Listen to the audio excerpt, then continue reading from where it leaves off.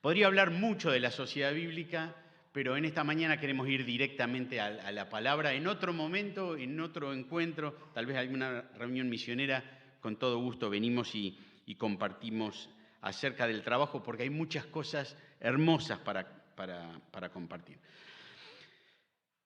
La carta del apóstol Pablo a los Filipenses, capítulo 1. Filipenses 1,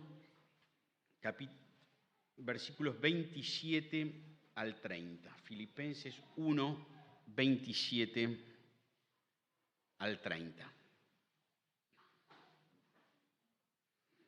Y lo vamos a leer, pero les pido que mantengan sus Biblias abiertas en este texto. Vamos a mirar también un poco el contexto, pero vamos a volver una y otra vez a este texto y es importante que podamos ir siguiéndolo también para ir entendiendo el argumento de lo que el Señor nos dice a través de la pluma del apóstol Pablo. 1:27. Solamente que os comportéis como es digno del Evangelio de Cristo, para que, o sea que vaya a veros o que esté ausente, oiga de vosotros que estáis firmes en un mismo espíritu, combatiendo unánimes por la fe del Evangelio, y en nada intimidados por los que se oponen, que para ellos ciertamente es indicio de perdición, mas para vosotros de salvación, y esto de Dios, porque a vosotros os es concedido a causa de Cristo, no solo que creáis en Él, sino también que padezcáis por Él, teniendo el mismo conflicto que habéis visto en mí y ahora oís que hay en mí. Acá el misionero Pablo le escribe a la iglesia de Filipos, en la iglesia de la ciudad de Filipos, que él mismo había fundado. Ustedes recordarán las circunstancias, la historia narrada allí en Hechos capítulo 16. Pablo inicia su segundo viaje misionero, enviado por la iglesia de Antioquía y acompañado por Silas y Timoteo, este segundo viaje misionero.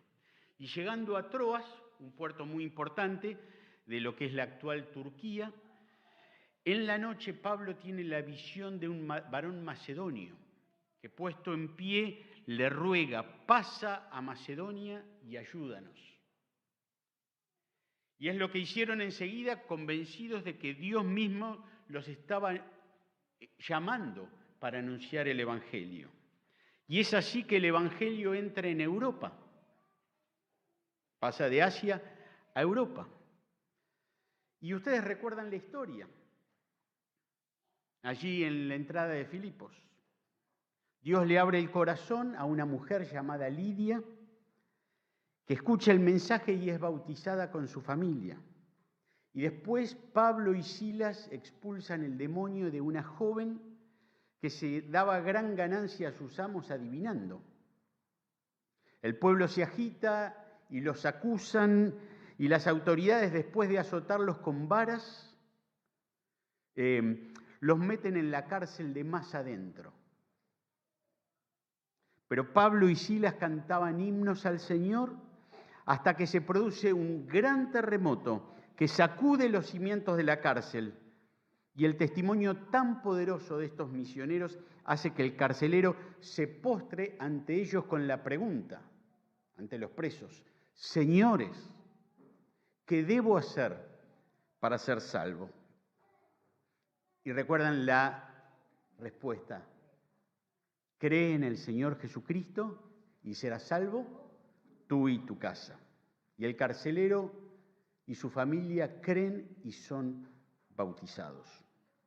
Hago toda esta introducción porque es a esta iglesia, a este grupo de creyentes en Filipos al que le escribe Pablo, donde seguramente estaría Lidia con su familia sentada en el banco, el carcelero y su familia, la muchacha que había estado endemoniada, tal vez había ganado a otros para Cristo.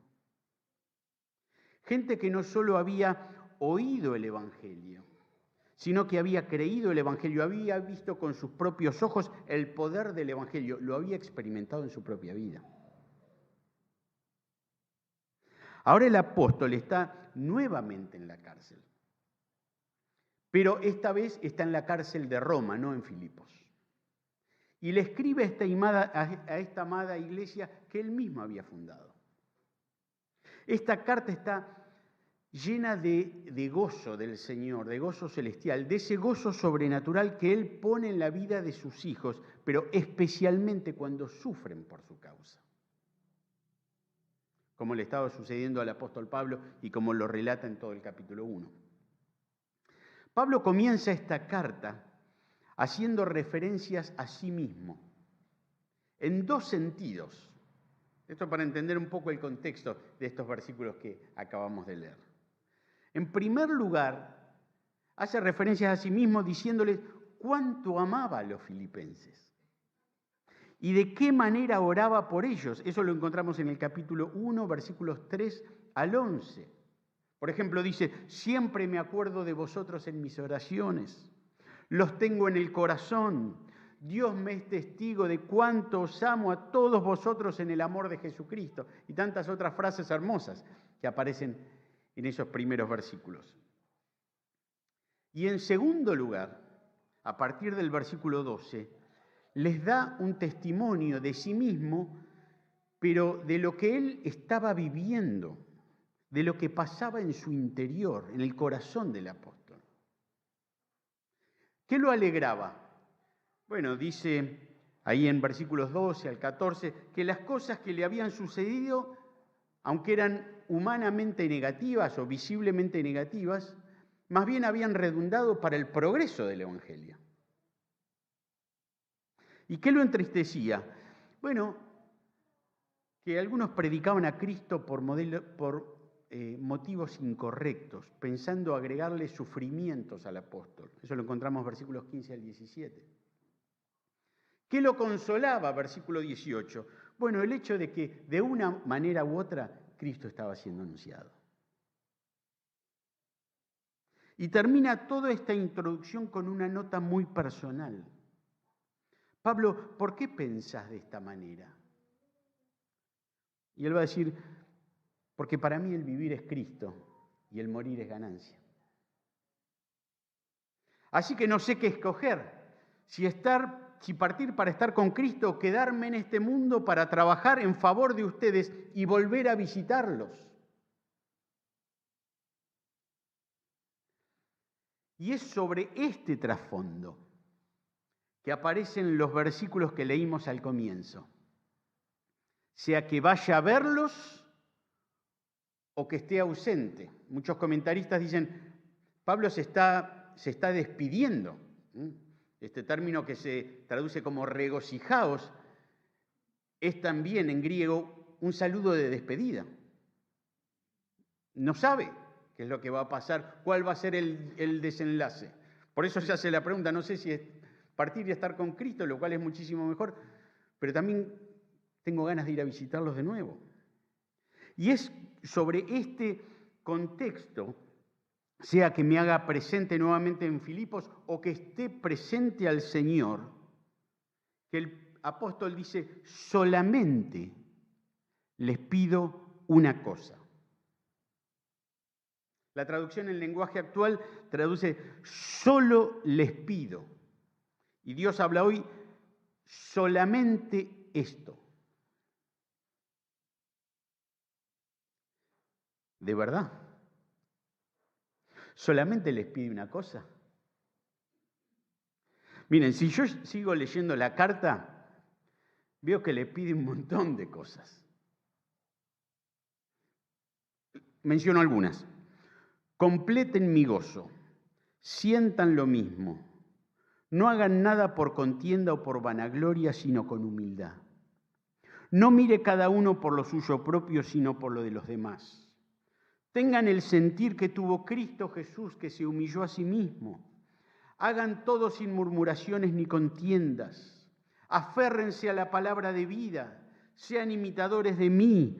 Regocíjense en el Señor. Vuestra gentileza sea conocida de todos los hombres. no estén afanosos. Piensen en todo lo verdadero, lo honesto y lo de buen nombre. Y para terminar, les dice, saluden a todos los hermanos. Así que solamente, es que el solamente del versículo 27 abarca todo lo que mencioné recién. Solamente que os comportéis como es digno del Evangelio de Cristo. Este mandamiento abarca todo lo demás que va a decirles en la carta. Como si les dijera, miren, si tuviera que resumir todo en una frase, es esta. Solamente compórtense como es digno del Evangelio de Cristo. Comportéis es la palabra griega politeomai. Su raíz es la palabra polis, ciudad, que en esos tiempos se utilizaba para referirse a las ciudades-estados, como Filipos. Filipos era una colonia romana y sus habitantes tenían algunos derechos como si vivieran en la mismísima capital del imperio. Estas colonias eran consideradas pequeñas Romas. Eso es lo que pasaba con Filipos. Así que este verbo, que está traducido aquí como comportéis, significa vivir como verdadero ciudadano, vivir como un buen ciudadano, cumplir con el deber cívico. Vivan como verdaderos ciudadanos, le dice Pablo a los filipenses. Claro, uno puede preguntar, bueno, ¿como ciudadanos de Filipos o como ciudadanos del cielo? Bueno, algunos comentaristas dicen de Filipos. Sean buenos ciudadanos de Filipos para de esa manera dar testimonio de Cristo. Pero el mismo apóstol Pablo, un poco más adelante, en capítulo 3, versículo 20, dice, mas nuestra ciudadanía está en los cielos, de donde también esperamos al Salvador, al Señor Jesucristo. O en el capítulo 4, versículo 3, dice que sus nombres están escritos en el libro de la vida,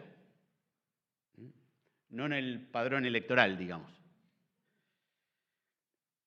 Sin embargo, sabemos que parte de nuestra responsabilidad como ciudadanos del cielo es dar al César lo que es del César, cumplir con nuestros deberes cívicos aquí en la tierra. Y la forma que hacemos esto es justamente viviendo dignamente, siendo ciudadanos dignos del Evangelio de Cristo. Por supuesto, esto no significa ser dignos de Cristo o merecedores de Cristo. Ninguno de nosotros es digno de Cristo.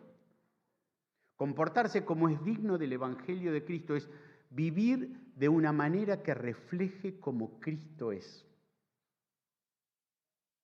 Como dice un conocido autor, el Evangelio tiene un valor infinito. Viví para demostrarlo.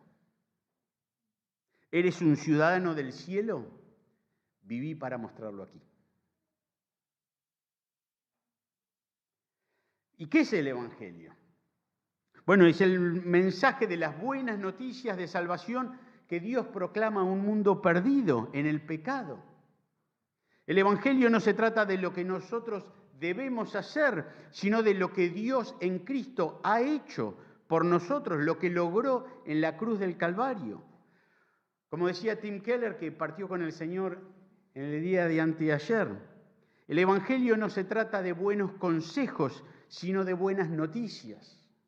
Los consejos ponen cargas sobre la gente, las noticias quitan cargas de la gente. Pablo les escribe a los efesios en el libro anterior, anden como es digno de la vocación con que fuisteis llamados, misma idea. A la iglesia de Colosas les escribe, anden como es digno del Señor, agradándole en todo, llevando fruto en toda buena obra y creciendo en el conocimiento de Dios. Y a los tesalonicenses, iglesia en Tesalónica, les dice, ustedes saben de qué modo les encargamos que anduviesen como es digno de Dios. Mismo concepto, a todas las iglesias. Es que el mayor testimonio de la iglesia ante el mundo es la integridad espiritual. Vidas que no solo prediquen, sino que también reflejen a Cristo. ¿Cuáles son las cualidades de aquellos creyentes que viven, que se comportan como es digno del Evangelio de Cristo? Bueno, el resto de estos versículos nos dan la respuesta. En primer lugar, están firmes. En segundo lugar, combaten. En tercer lugar, no temen. Y quisiera que en esta mañana podamos reflexionar en estos tres puntos que están en el pasaje. En primer lugar, comportarse como es digno del Evangelio de Cristo es estar firmes. Una iglesia que se está comportando como es digno del Evangelio está de pie, está firme. Solamente que os comportéis como es digno del Evangelio de Cristo, para que, o sea que vaya a veros o que esté ausente, oiga de vosotros que estáis firmes. En el original griego, estas dos palabras, estar firmes, se expresan con un solo verbo, steko, que significa estar en el puesto de una guerra. El soldado está en su puesto y no se va a mover de ahí. Y estar firmes tiene dos facetas, una positiva y una negativa. Un cristiano que se comporta como es digno del Evangelio de Cristo está firme por Dios y contra Satanás. Firme por la verdad de Dios y firme contra las mentiras de este mundo. Firme por la vida de santidad y firme en su lucha contra el pecado. No te muevas, dice Pablo. Quédate ahí, firme en tu puesto. Y lamentablemente, miren, por mi trabajo yo visito muchas iglesias de todas las denominaciones y también muchos países del mundo por la fraternidad de sociedades bíblicas mundiales. Y uno tiene que decir, aunque gracias al Señor no es generalizado, pero lamentablemente durante la pandemia hubo muchos creyentes que abandonaron sus puestos. Cambiaron los borceguíes por las pantuflas, ¿no? Y no me refiero al confinamiento que nos obligó a quedarnos en casa, no. La iglesia en pantuflas es más bien un tipo de mentalidad que está ocurriendo en muchos lugares del mundo. Hermanos, hay que volver a ponerse los borceguíes, calzarse la armadura del Espíritu y volver cada uno a sus puestos. Pablo lo va a decir de nuevo en el capítulo 4, versículo 1. Así que, hermanos míos, amados y deseados, gozo y corona mía, estad así firmes en el Señor, amados. Sean leales al Señor. Para Pablo, mantenerse firme tiene que ver con el carácter espiritual, con la piedad, la pureza, la santidad, la obediencia. Y lo vemos al final de la carta anterior, la carta a los Efesios. Vestíos de toda la armadura de Dios para que podáis estar firmes contra las acechanzas del diablo. ¿Por qué? Bueno, porque no estamos jugando un amistoso. Estamos en lucha contra ejércitos espirituales de maldad, sigue diciendo el apóstol. La vida cristiana no es un picadito, es una guerra. Y lo dice nuevamente en el versículo 13 de Efesios capítulo 6. Por tanto, tomad toda la armadura de Dios, la espada del Espíritu, que es la palabra de Dios, el escudo de la fe, el yelmo de la salvación, el calzado del Evangelio, la oración en todo tiempo. ¿Para qué? Para que podáis resistir en el día malo y habiendo acabado todo, ¿qué? Estar firmes. Ahora, estar firmes no significa estar inmutables y estáticos, no. Estar firmes incluye crecimiento. 1 Corintios 15, 58. Así que, hermanos míos, amados, estad firmes y constantes, creciendo en la obra del Señor siempre. Estar firme requiere esfuerzo. 1 Corintios 16:13, velad, estad firmes en la fe, portaos varonilmente y esforzaos. Pero estar firme incluye a mi hermano. Volviendo al pasaje que estamos considerando, versículo 27, dice, oiga de vosotros que estáis firmes, ¿qué? En un mismo espíritu. Porque la exhortación del apóstol va más allá del creyente individual. La que debe comportarse como es digno del Evangelio de Cristo, estando firme, es la iglesia. Así que no se trata de mantenerme firme yo solo. No, debo velar para que mi hermano también se mantenga firme. Debemos estar firmes, como dice aquí, en un mismo espíritu. La mayoría de los comentaristas están de acuerdo que aquí no se refiere al Espíritu Santo, por eso nuestras Biblias lo traducen con minúscula, sino más bien a una misma alma, a una misma mente. En eso debemos estar firmes. ¿Y cómo se produce esto? Bueno, tendríamos que seguir leyendo todo el pasaje, pero yo lo voy a resumir. El capítulo 2 de Filipenses. Y creo que la clave está en el versículo 3. ¿Cómo llega una iglesia a estar firme en un mismo espíritu? Versículo 3. Nada hagáis por contienda o por vanagloria. Antes bien con humildad, estimando cada uno a los demás como superiores a él mismo, no mirando cada uno por lo suyo propio, sino cada cual también por lo de los otros. O como dice otra traducción, no hagan nada por rivalidad ni orgullo. Sean humildes y cada uno considere a los demás como más importantes que sí mismo. Cada uno no busque su propio bien, sino el de los demás. ¿Por qué hay conflictos en las iglesias? Bueno, siempre porque hay dos personas ocupadas en sus propios intereses y no en lo de los demás. Puede haber más personas, pero por lo menos dos. En el caso de la iglesia de Filipos eran Evodia y Síntique. Lo que me está diciendo este versículo es que no se trata solamente de lo que hago, sino de las motivaciones que gobiernan mi corazón detrás de lo que hago. No se trata de mera actividad, porque el texto dice, nada hagáis. Dios no nos llamó para que trabajemos para Él, sino para hacernos santos como su Hijo. Y es importante que nos lo recordemos esto siempre, ¿no?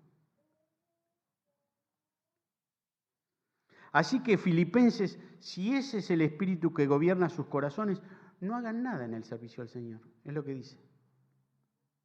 Hasta que no se arrepientan y cambien de actitud. Y el remedio es muy simple. Deja de pensar en vos mismo para pensar en las necesidades e intereses de tus hermanos. Porque el apóstol va a continuar todo el argumento, ya nos estamos metiendo bien en el capítulo 2, pero es importante para entender todo el flujo de pensamiento de estos primeros dos capítulos de la carta. El apóstol va a continuar el argumento con 3 ejemplos muy poderosos. En primer lugar, el ejemplo de Cristo, capítulo 2, versículos 5 al 11. Haya pues en vosotros este sentir que hubo también en Cristo Jesús, que no estimó el ser igual a Dios, sino que tomó forma de siervo para morir por nosotros. El ejemplo supremo. Pero después pone 2 ejemplos como más cercanos, más humanos. Pone el ejemplo de Timoteo, versículos 19 al 23. Y Pablo dice, a ninguno tengo del mismo ánimo y que tan sinceramente se interese por vosotros. Acá está, el interés en los otros creyentes. Y de nuevo, porque todos buscan lo suyo propio, no lo que es de Cristo Jesús. ¿Se entiende cómo va el argumento del apóstol? Lo está ejemplificando lo que dijo en el versículo 3. Y aquí hay un principio muy importante. Buscar lo que es de Cristo Jesús es interesarme en las necesidades de mi hermano. Tremendo. Buscar lo que es de Cristo Jesús es interesarme en las necesidades de mi hermano. Pero después está el ejemplo de Epafrodito. Capítulo 2, versículos 25 al 27. Y me encanta. De los personajes que podríamos decir secundarios de la Biblia, mi favorito lejos. Me encanta. Versículo 25. Mas tuve por necesario enviaros a Epafrodito, mi hermano y colaborador, y compañero de milicia, vuestro mensajero y ministrador de mis necesidades, porque él tenía gran deseo de veros a todos vosotros. De nuevo, el interés en los hermanos. Y gravemente se angustió, porque habíais oído que había enfermado. Pues en verdad estuvo enfermo, a punto de morir, pero Dios tuvo misericordia de él, y no solamente de él, sino también de mí, para que yo no tuviese tristeza sobre tristeza. Asombrosa la actitud de Epafrodito. Fíjense lo que dice el texto. Este siervo del Señor no estaba angustiado porque estaba enfermo, gravemente enfermo. No, estaba angustiado porque los hermanos habían escuchado que él estaba enfermo.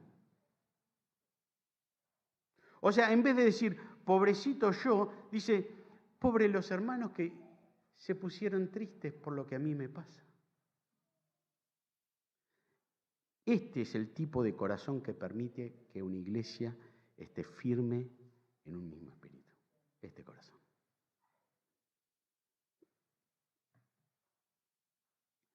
Comportarse como es digno del Evangelio de Cristo es estar firmes.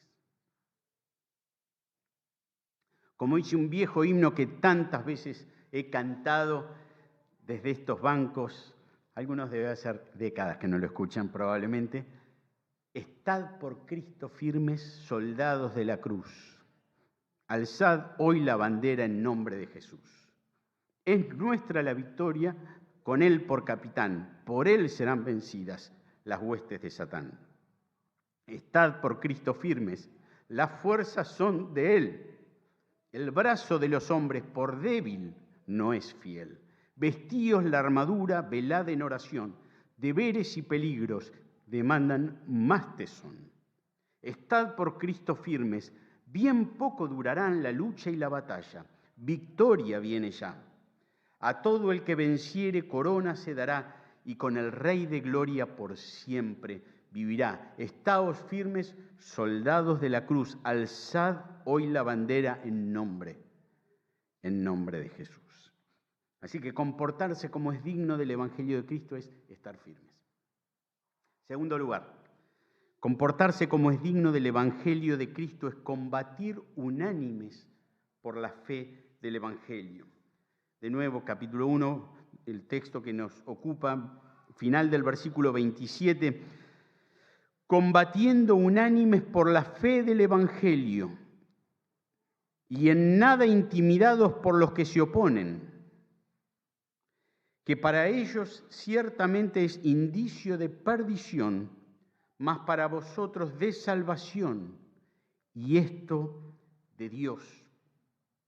La palabra que el apóstol usa para combatiendo es sunatleo. Perdón que estoy usando muchas palabras del griego en esta mañana, es que son fundamentales para entender el significado del texto, o la dimensión del texto. Combatiendo sunatleo, de donde viene nuestra palabra atleta. Es la palabra usada en 2 Timoteo 2:5, donde dice, y también el que lucha como atleta no es coronado, sino lucha legítimamente. También se usa en Filipenses 4:3, hablando justamente de Bodia y Síntique, junto con Clemente y los demás colaboradores que combatieron juntamente conmigo en el Evangelio.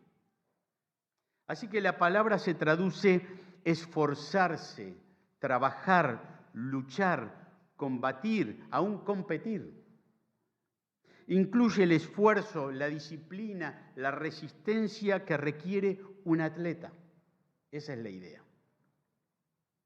O sea, la segunda manera de comportarse, como es digno del Evangelio de Cristo, es fijar la vista en la meta de difundir el Evangelio y luego aplicar toda la disciplina, el esfuerzo y la resistencia de un atleta para alcanzar esa meta.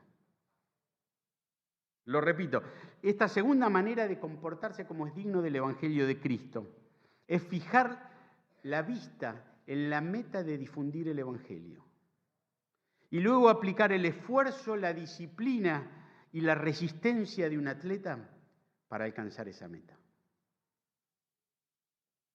Como dice el conocido autor y pastor John Piper, para vivir como es digno del Evangelio debemos convertirnos en atletas. Hombres atletas y mujeres atletas. Atletas de 80 años y atletas de 8 años. Y no se trata únicamente de combatir contra algo, sino también por algo, a favor de algo, por el Evangelio. No se trata únicamente de defender la verdad del Evangelio, aunque esto es muy importante y más hoy en día, sino también de propagar esa verdad. No se trata únicamente de cuidar la sana doctrina, fundamental, importantísimo, sino de proclamar la sana doctrina. ¿Cómo debemos combatir? Bueno, en primer lugar, el pasaje habla de combatir unánimes. O sea, jugar como un equipo para la extensión del Evangelio. Pero la segunda forma en que debemos combatir, dice el texto, es no dejando intimidarnos. Y en nada intimidados por los que se oponen. Como traduce NBI, sin dejarse asustar en nada por sus enemigos. Y sigue diciendo el texto, esto es una clara señal de que ellos van a la destrucción y al mismo tiempo es señal de salvación, de la salvación de ustedes. Y esto procede de Dios.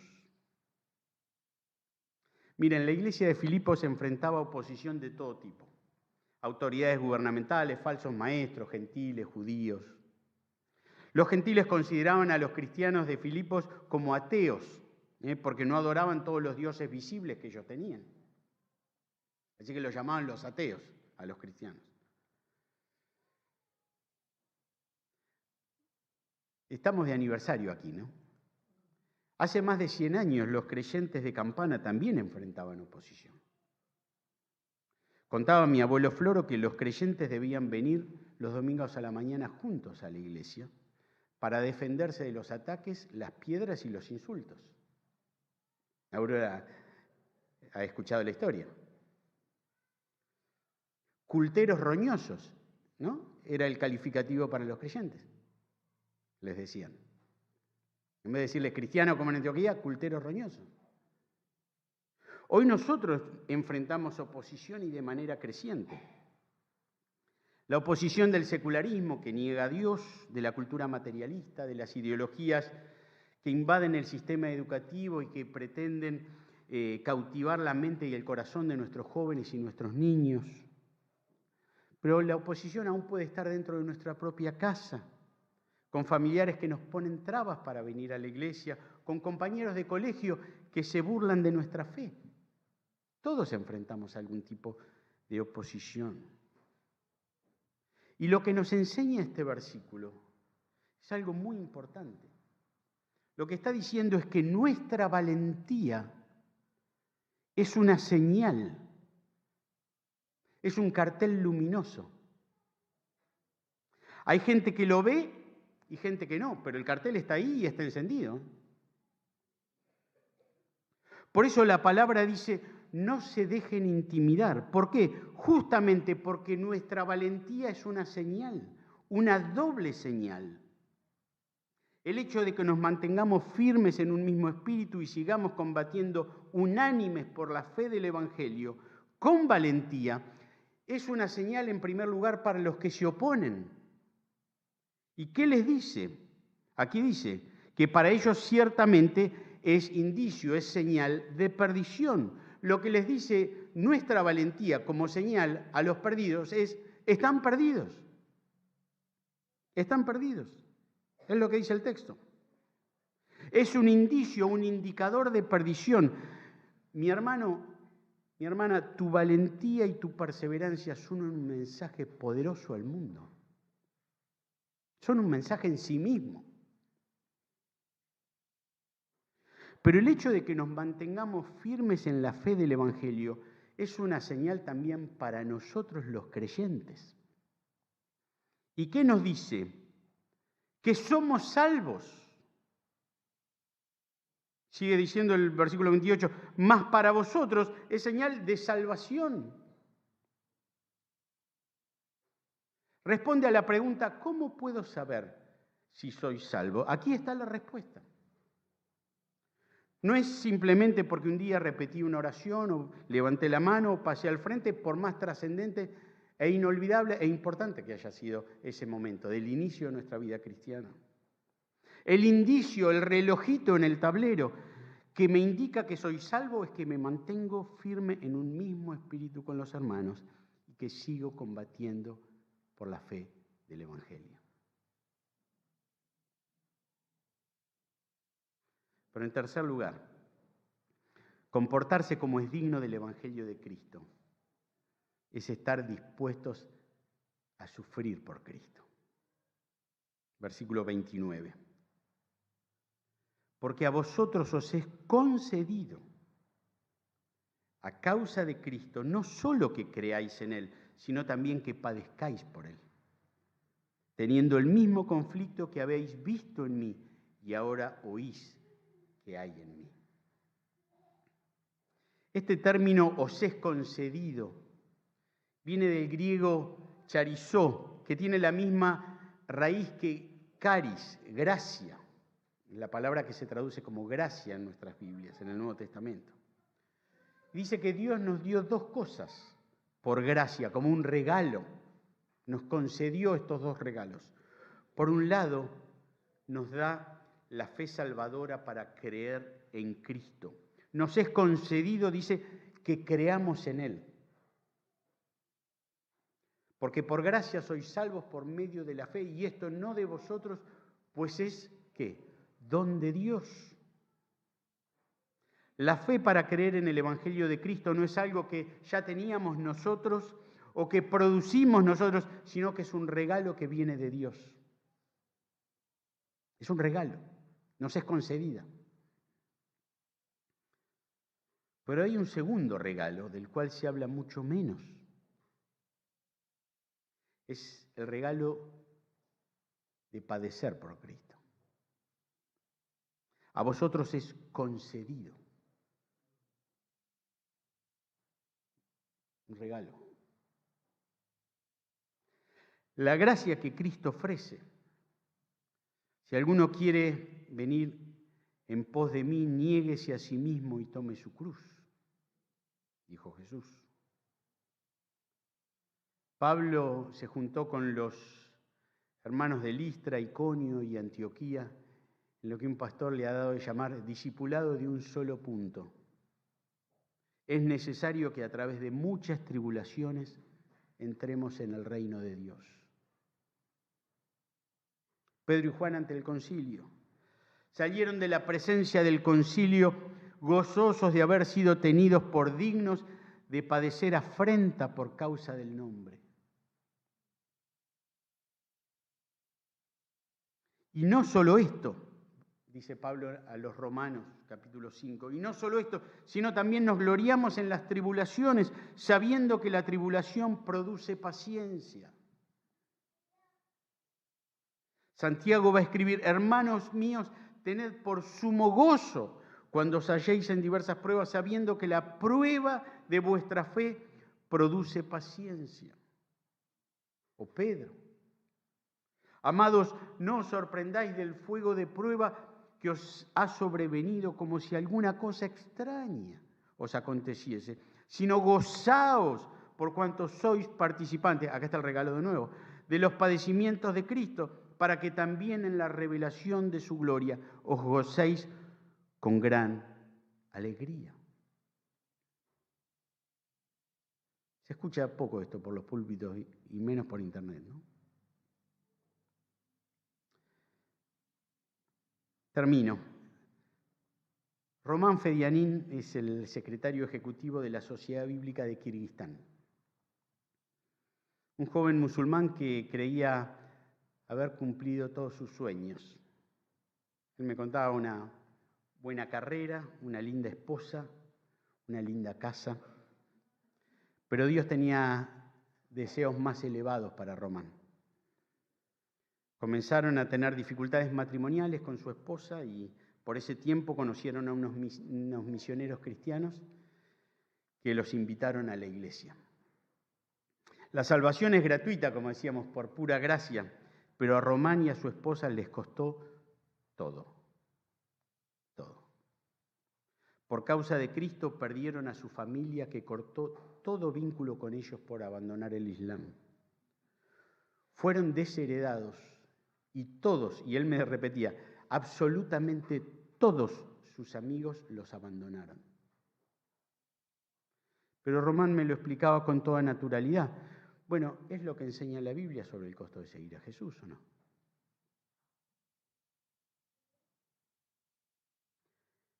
Naid es la directora de la Sociedad Bíblica de Irán en la diáspora. El trabajo bíblico en Irán está absolutamente prohibido. Hace más de 20 años, el padre de Naid, director de la Sociedad Bíblica en ese tiempo, fue llevado por la policía ante las autoridades y le dijeron que querían matarlo por el trabajo que estaba haciendo, pero que no podían hacerlo porque él era un hombre conocido y un hombre muy respetado. Pero le advirtieron: mira, cuídate porque la calle está peligrosa y, viste, siempre un camión se puede quedar sin frenos y atropellarte, ¿no?